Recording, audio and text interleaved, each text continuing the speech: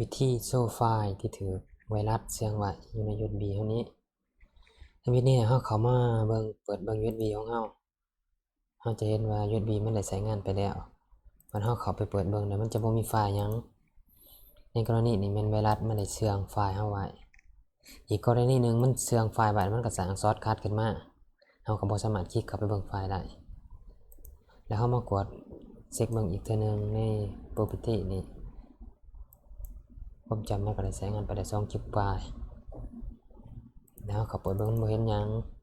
วิธีเราจะแสดงไฟล์ที่ถูกเชื่องไว้นี่ที่มิดนี่เราเข้ามาไฟล์แล้วเข้า Save Folder and Save Option นี้จากนั้นเรามาเมนู View จากนั้นเรามาติ๊กใส่ว่า Show Hide File Folder and Driver จากนั้นเรามาติ๊กออกเบิด3อันอยู่กล่องนี้ติ๊กออก3อันจากนั้นเรากด Apply แล้วกดโอเคเราจะเห็นไฟล์ที่ถูกเชื่องไว้มันแสดงมันจะเป็นมั่วๆจังซี่เพราะว่า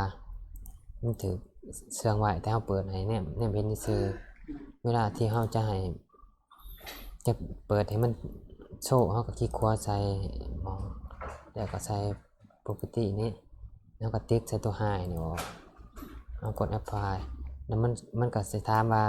สิโชว์เบิดบ่หรือว่าสิโชว์แต่ไฟล์ทั้งนอกon the folder ทั้งนอกเนี่ยมันก็มีไฟล์อยู่ในแต่เอาทั้งหมดเลยเอากดทั้งหมดในโฟลเดอร์ทั้งไฟล์ที่มีในหันจากนั้นกดโอเคแล้วมันก็สามารถแสดงขึ้นมาอย่างนี้เราเฮ็ดแบบนี้เบิดทุกอันบัดเวลาที่เราตั้งบ่ให้มันโชว์ไฟล์นี้มันก็จะสามารถแนบเห็นไฟล์ของเราถ้าเราบ่อยากเปิดเวลานี้เราเปิดในนี้แบบว่าเราเอาไปใช้ในเครื่องอื่นเราก็สามารถเห็นได้เห็นไฟล์ตัวนี้ได้ถ้าว่าเราบ่เปิดเราก็สามารถเห็นได้แต่ในเครื่องของเราในคอมของเราถ้าเราเอาไปเสียบในคอมตัวอื่นมันก็บ่เห็นถ้าว่าเราตั้งค่าตัวนี้เราก็สามารถเห็นแต่ในคอมเราถ้าเราไปเสียบในคอมอื่นมันจะบ่เห็นก็แนะนำให้เฮ็ดเบิดทุกอันนี่แหละคลิกขวาจะพร้อมกันเด้อก็ได้ถ่ายมันก็สามารถโชว์แล้วเราสามารถปิดตัวนี้ไว้ก็ได้แต่เราบ่ให้มันโชว์ไฟล์ตึกเสื่อมนี่